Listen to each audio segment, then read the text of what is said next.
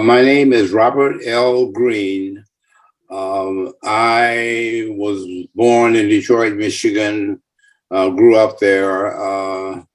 Later on, drafted into the U.S. military. Uh, and after my military time, I became active in activities related to human social justice kinds of activities.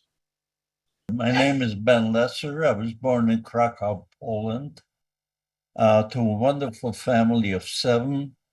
And out of the family of 7, unfortunately, only I and my sister Lola survived. The rest of them were all slaughtered by the Nazis. Only my sister, who survived with me, she is, here is her wedding picture in Niepołomice, in a small community. So you can see out of all these pictures, out of all these people in this film, only 3 of us survived. My sister Lola and Michael, her husband, and I. That was me, the 3rd person. That was me. My little brother in the white suit is leaning against my mother. They didn't survive. Only the 3 of us survived. The rest of them were all slaughtered. So, Dr. Green, I wanted to share some photos to see if you could explain some of these to the listeners to see. That's a picture of Martin Luther King Jr., myself, and the man to the left of King. I now believe he was an FBI agent who worked for J. Edgar Hoover, who was head of the FBI at the time. The FBI, young people, is a federal bureau of investigation. And that's at the Lansing, Michigan airport. And King was coming to Michigan State to give a talk at my request. You see now a picture of me on the front of a train in Mississippi. And to my left is a man by the name of Willie Ricks, who, by the way, is still alive. He's about 92 years of age, lives in Atlanta, Georgia. When James Meredith, a Black man, was shot because he protested discrimination and wanted Mississippi to be a better place. Mississippi, by the way, young people, had a reputation of being one of the meanest, if not the meanest, state in America for Black people. So Meredith said, "I'm not afraid. I'm going to fight against fear." And he said, "I'm going to walk from Memphis, Tennessee, I think it was, all the way to Jackson, Mississippi." The second day of the walk, he was shot by a white man who did not like Blacks. In America, we call them racist. Dr. King said, "Well, look, we need to go over to Memphis right away and continue Meredith's march to let them know that shooting one of us cannot keep us from doing the right thing. So when in those days, many of the civil rights young people who were not afraid, who fought discrimination, some of them were white, young white kids from northern urban communities like Chicago, San Francisco, and so forth. So when the march started, Dr. King was in a march, and there's a picture. I think you have a copy of that picture somewhere. We started the march. King led it. And as we were marching towards Jackson, Mississippi, we had to cross some train tracks. And the conductor, he was not going fast. He was maybe going 5 miles an hour, but he appeared as though he wasn't going to stop. And so I was the first one that jumped up on the train, and I said to the conductor, look, I've got a number of young people out there. Some are black, some are white, and they're not afraid. And I said, if you bump any of them with this train, they will probably come up in the train, because some of them had tried to do that anyway, and I won't be able to control them. You're going to have a major problem. I said, they might tear you apart. He looked at me and he said, well, maybe this guy might be honest and truthful. So he stopped the train. And Willie Ricks has his hands up, telling the marchers that everything's going to be all right. So during that time, pardon me for being hoarse. You're good. You can get some water if you need. I'll tell Kurt to get me some water. So anyway, that's what that picture is about. And that was flashed around Southern communities to show that, you know, blacks are willing to die. They're willing to give their lives for freedom. And this was an example of it. And so the other thing that, Ralph, that I think is key, whenever there were whites, young white civil rights workers who were with us, we were probably a little safer, because as racist as Southerners were, they were always reluctant to do anything to hurt white kids, because they didn't know who their parents were. And some of the kids were from very significant families.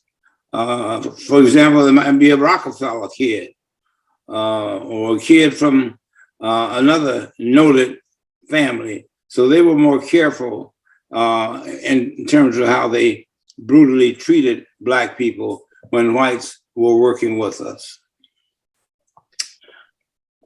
That's the picture of me, Robert L. Greene, and Martin Luther King Jr. at the Lansing, Michigan airport. And he wanted to make a call to someone before we left. But before the call, he sat and talked with me. And I never will forget, he said, Bob, you're a tough, strong person.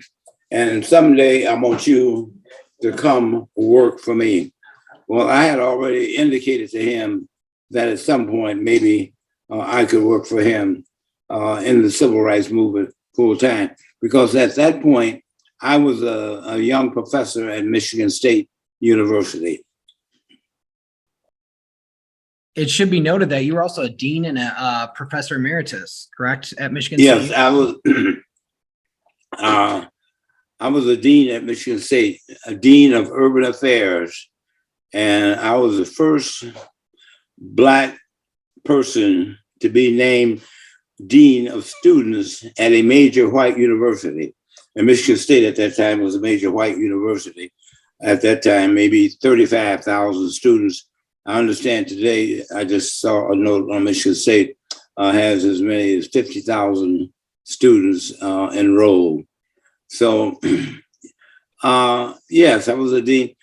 it was important during that time for me to write because I wrote a lot about social justice even in those days. So again, those were some difficult days.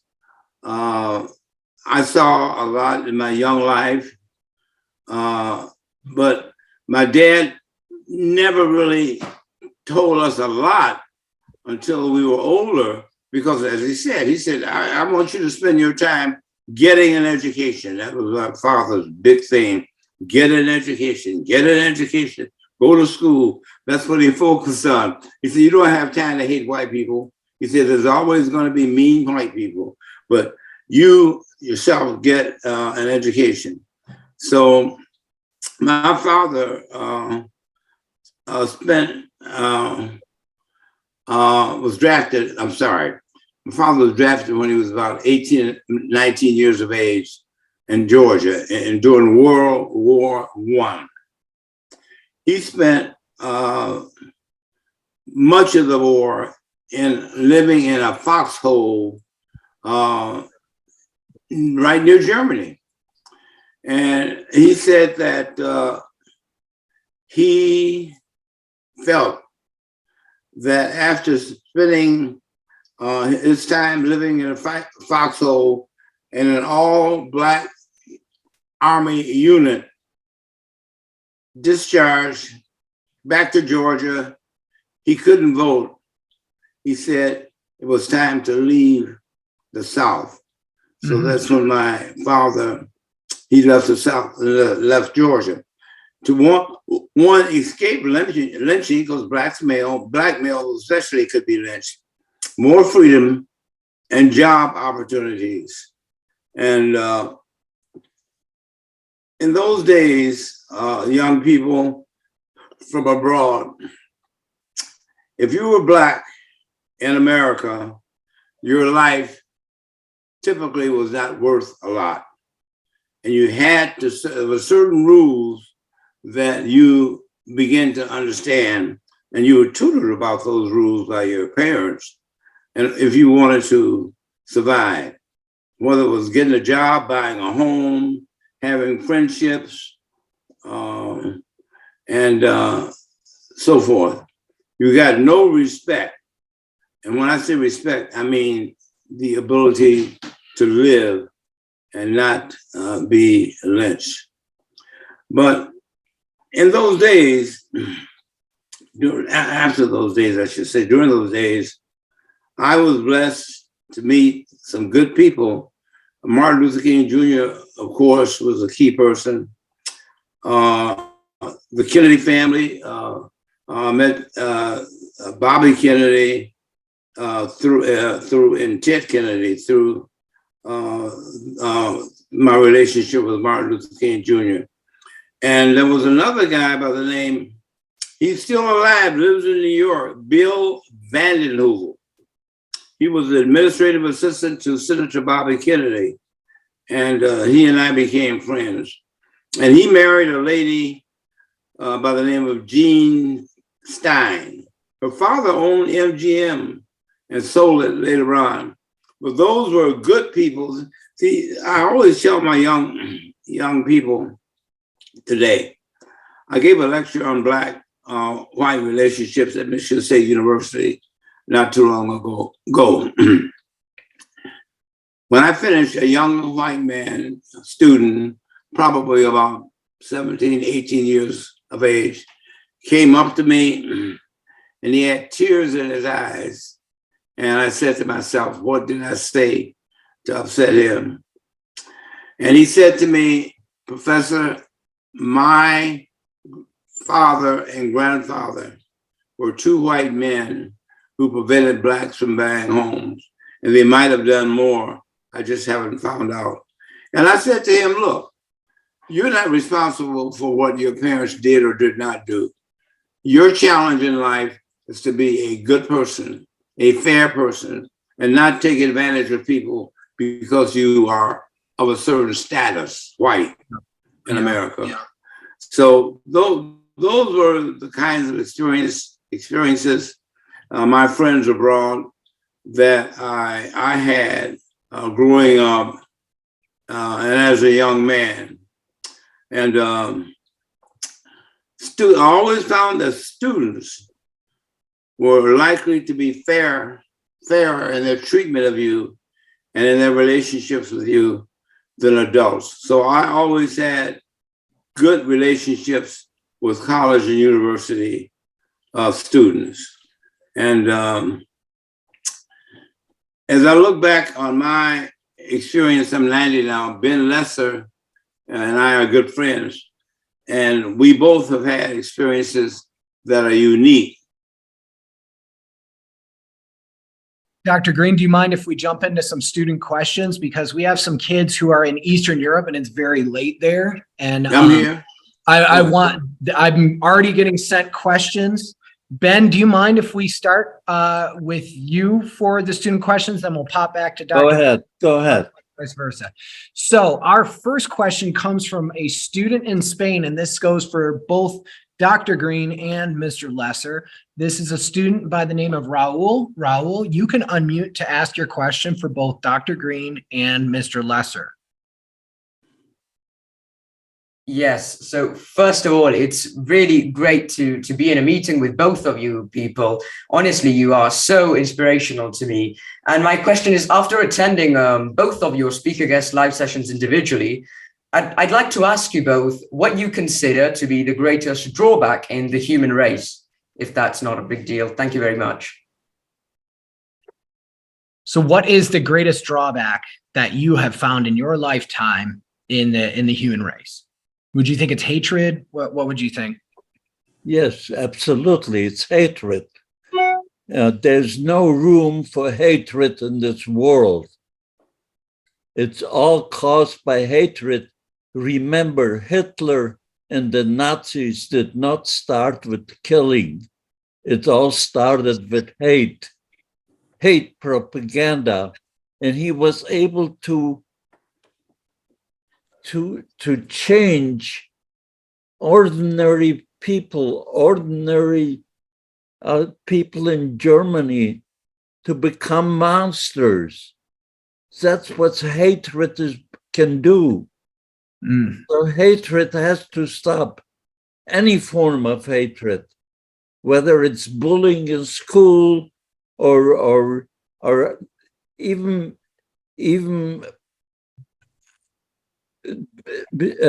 bad driving, crazy driving. It's a form of hatred. Hatred has to stop.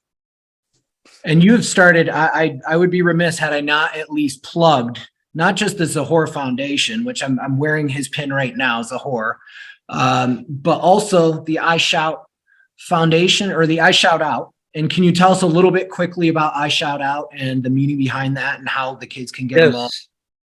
Yes, when I speak, and I spoke in a school, one of the young ladies asked me, says, Mr. Lesser, what can I do? I'm just one person. I said, you can shout out. Well, when I walked out of school, I figured, what did I say? What do you mean she can shout out? Well, who's going to listen to her? And that's when I started the shoutout.org, which you can get on our website and shout out. And your shout out is going to remain for generations to come. You shout out for tolerance, for love instead of hate. Whatever you shout out is going to remain on our website for generations to come. Imagine your great-grandchildren will be able to punch in your name and your shout out will come out. Absolutely. And that's a wonderful idea. And that's shared in the chat. And we're also going to have that in the video. I'm going to pop back to Dr. Green. Dr. Green, same question to you. In your opinion, after your experiences, what do you think is the greatest drawback to mankind? Being fearful, being afraid to fight for social justice. That was one thing that my mother pushed hard. My mother said, don't be afraid to fight for freedom. Don't be afraid to die. Well, my dad had seen death. As I said, he saw his friend hung from a tree, lynched, because he did literally nothing. I asked my dad, well, what did he do to deserve a lynching? My father said nothing. Said he did not get basically out of the path of a white man quickly enough when they were walking out near the forest. So I guess overcoming fear, not being afraid to fight for freedom, is a very critical point. And that's how I raised my sons. I have three boys, and I taught them, don't be afraid to stand up for what is right. Don't be afraid to die. If you have to give your life, you give your life.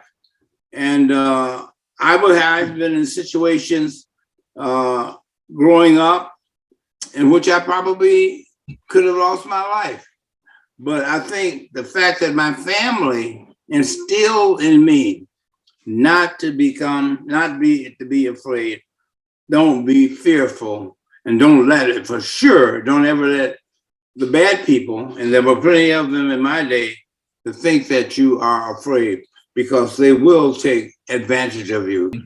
I'm going to keep going with some questions because some of these got emailed to me. Some of you guys are sending them in the chat. Keep them coming.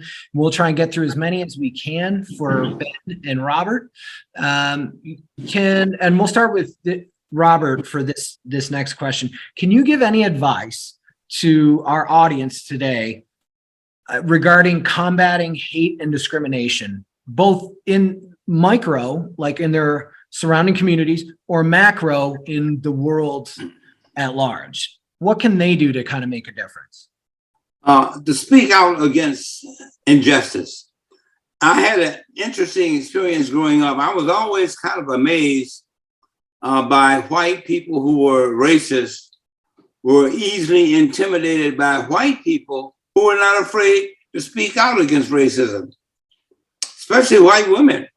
During the Civil Rights Movement, a lot of people were strong who stood up for the right thing, were white and were female. And I guess maybe that was part of that was chauvinism on the part of white males, because most of this hardcore racism, discrimination, being locked up, thrown in a cell in a jail with rats and everything else, that usually was something that was given to black men by white men. Black women, many of our black women ended up taking care of white kids. They were the nannies, so to speak.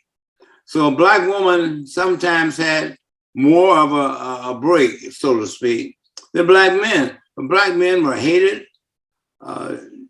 treated in a very despairing way, and it was a struggle to survive. That's why my dad left the South, because he felt that if he didn't, he would eventually lose his life. The southern part of the United States, that is. That's where discrimination, young people, was most rampant during my dad's days. But in my book, I talk about fear, overcoming fear, and social justice. And hopefully you will be able to get a copy of it and read it. And when you read it, give me a call, ask questions, and I'll do my best to answer them. Yes, sir. And our viewers can get Dr. Green's book at robertlgreenassociates.com. It's also available on Amazon.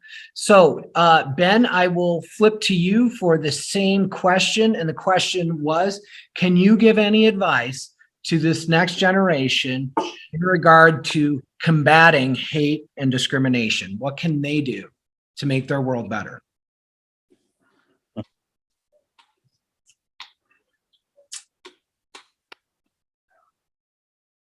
What can they do? They can educate themselves. Education is the basis for it. You have to educate yourself and know the difference and just educate yourself and simply stop being a bully in your school, because bullying is sort of a form of hatred. That's all I can advise you, is educate yourself, because all human beings are equal. There is no difference. Mhm. You have to be colorblind in this world. We are all part of humanity, and we all have a right to exist and live side by side and appreciate our differences rather than hate them. So this is the only advice I can give you, is love thy neighbor. Mhm. We are all human beings. We are all equal. There is no such thing as hate. Wonderful answer, sir. Wonderful answer. And we have a question for Ben. So we'll stay with you. This comes from Roxanne in Europe. And Roxanne, you had a great question. Go ahead and ask. Okay. Hi, my question is, how did you find the courage to continue living in the most difficult moments? Thank you. Roxanne, I don't know the answer to that. I don't remember that. I don't think it's courage. No. We were fighting every minute to stay alive. I don't think it was courage. I think it's more luck, or I believe that God led us. At least I felt that they led me to survive the war. I didn't have the courage, believe me. But what I didn't allow the Nazis to have a chance to do something to me, because whatever they asked me to do, I did, and I did it well. I did it right. So I didn't give them a chance to complain or anything, because if you looked at them at the wrong way, they simply shot you. Your life wasn't worth a penny, nothing. And they could do with you anything they wish. And they did. They did. 6 million of us they slaughtered, 1.5 million of whom were children. And the whole world was silent. I can't get over it. Forgive me. No, you're fine. And I want to take this opportunity to congratulate Ben, because he just got recognized by the Consulate General in Germany. So they are awarding him the Order of Merit of the Federal Republic of Germany. So congratulations to you, Ben. That certainly came in full circle. So we will again have more links throughout this video for Ben's book and Ben's full story. I'm going to go to Dr. Green. I thought that was a great question. Can you tell us, there were times in your story where I'm sure you were scared. I mean, that's human nature. How did you soldier on? How did you dig deep to keep going? My family was one that always said, don't be afraid, fight for freedom. Martin Luther King Jr. once said, if you don't have something that you'll die for, that's not good.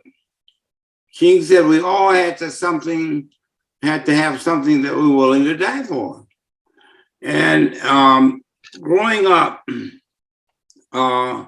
we knew that Black life was cheap, inexpensive. And we knew, like Ben, if white people thought that a black man did not get off the side of the road fast enough, he could shoot you and nothing you could do about it. So there was always the challenge of not being afraid, overcoming fear, and being strong. And that was what my dad taught us, and my mother reinforced it. And I want to thank the two of them for what they did for us. The other thing, too, was education. My father begged to go to school, but he had to work in the fields picking cotton. So he only finished the 4th grade. So growing up as a young man, all I ever heard from my dad was go to school, go to school, go to school, go to school, get an education. And I asked him as a young man, my father was older, Dad, why the focus on education? He said, because that's something people can't take from you. Once you have a formal education, it belongs to you. It settles in the mind. And the only way they can take it is to take your life. But then you're in a much better position to fight discrimination. And the past, there were 20 million estimated slaves that came across from Sierra Leone into the United States. They were killed, some were drowned, they were abused, 20 million. And we knew about that. Our parents told us about it.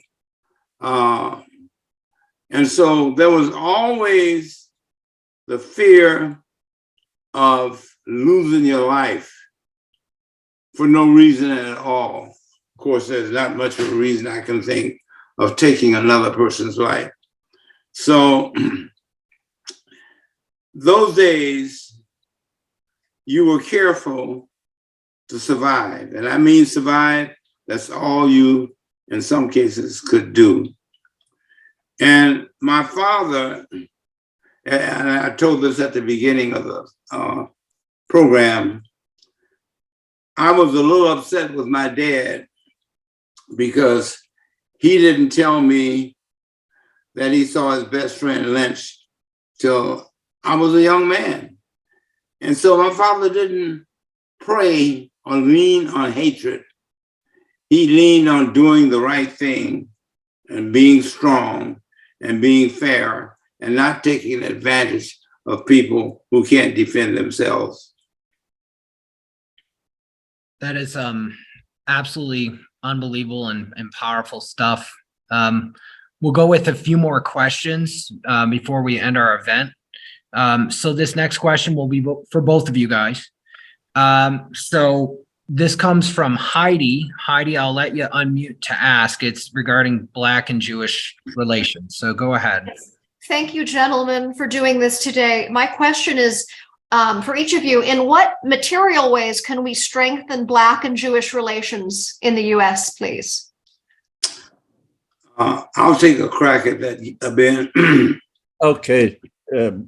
By looking at ways to always do the right thing and to do things that the other group can't do. For example, there were two men, Harry Wachtel, W-A-C-H-T-E-L, and Stanley Levinson. They were two Jewish males who were great fundraisers. And they raised a lot of money during the civil rights movement to get Blacks out of jail, to make sure that human rights were not violated in some way. So use whatever, we had numbers. And when we saw our Jewish partners in trouble, we would demonstrate. And so you got to remember, Jews are not responsible for the difficulties that Blacks have been faced with in America all these years. the white people who were not there. And blacks, for sure, are not responsible for the ignorance and the hate against the Jewish population. And I've heard it, and I think it's critical to stand up against it. It doesn't matter whether a person is black, Hispanic, or white. If they make a negative comment about a Jewish person or the Jewish race, you stand up against it, and vice versa. And I always did that, because I know that if it had not been for the Stanley Levinsons and the Harry Wachtels and the Bill Vanden Hoevels and the Gene Steins and so forth, the road for blacks would have been murkier and tougher, because these are people I knew. Carl Levin is an example, Senator Carl Levin out of Michigan. These are people who were good people and who would risk their status, their jobs, their lives to make sure that freedom would reign across America. That is a wonderful, wonderful answer. And for Ben, I'm going to kind of twinge the question just a little bit, because we had a few more questions come in. Okay.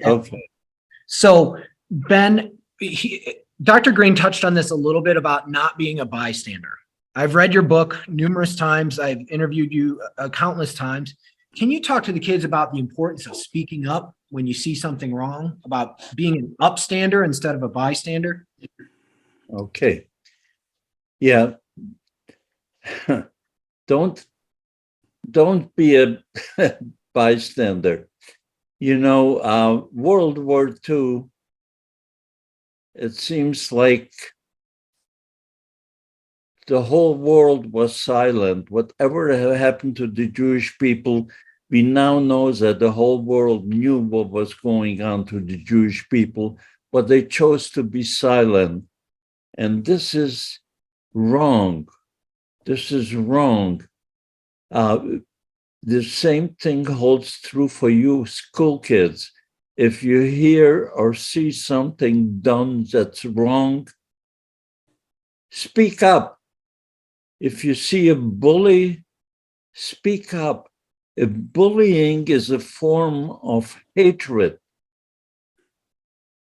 if you bully someone, you make an enemy for life. That person being bullied will never forget. So you become his enemy. So this has to stop. Speak up. Don't be silent. Say something. Wonderful, wonderful. And there's some great resources on ZahorFoundation.org, as well as I Shout Out. Those are in the chat, and they will be in the video as well. Along with Zahor Foundation, we also have Zahor Learn that is embedded in that website. That's a curriculum for teachers for Holocaust education. So we will go with our final student question. This is for both of you guys. This comes from Bianca. I believe Bianca is in Italy. Bianca, you can unmute to ask your question for both Dr. Green and Ben, starting with Ben, of course. Yes, first of all, yes, I'm from Italy. Thank you so much for your testimony. I personally value it so much, and I think we all agree on this, so thank you so much. I wanted to ask you something, because, for example, Mr. Lesser, you talked about how hatred should be always avoided. I wanted to ask you both, how were you able, after all the things that happened to you and your communities both, how were you personally able to avoid hatred and resentment against those who hurt you so much? Thank you. Well, all I can say is I only hate those people who the perpetrators of the Holocaust, people who were involved in killing the Nazis, those people I hate. I'm sorry. As much as I am against hatred, I do hate those people. but the German people as a whole, I don't hate. In fact, I love the German people. I love the German language, but the Nazis I hate. And it's very difficult not to hate them. They killed 6 million of us. So I should say, I forgive them. I can't. The perpetrators of the Nazis, I could never forgive. They killed my family. They killed my family. 5 members of my family were slaughtered. How can I forgive them? But I do not hate anyone else in the world. Any person that's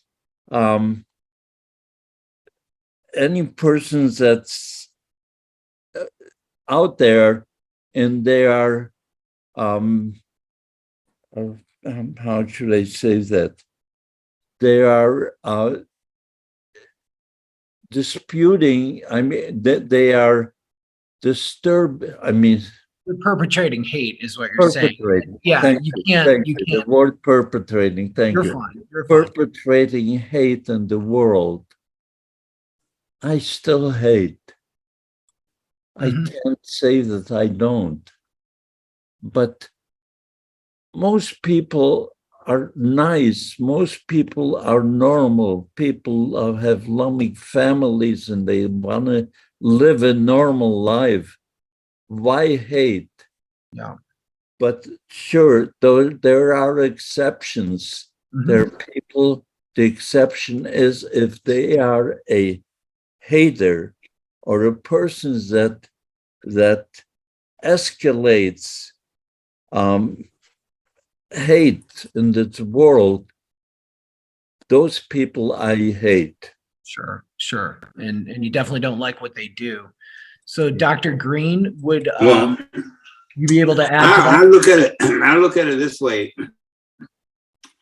to hate someone requires a lot of energy, time, and strength, and planning. And I don't want those bad people to sap energy, to take my energy. I'm going to use my energy to try to do the right thing. That if I see a bully, I'll go up to the bully and say, hey, buddy, you better stop that now.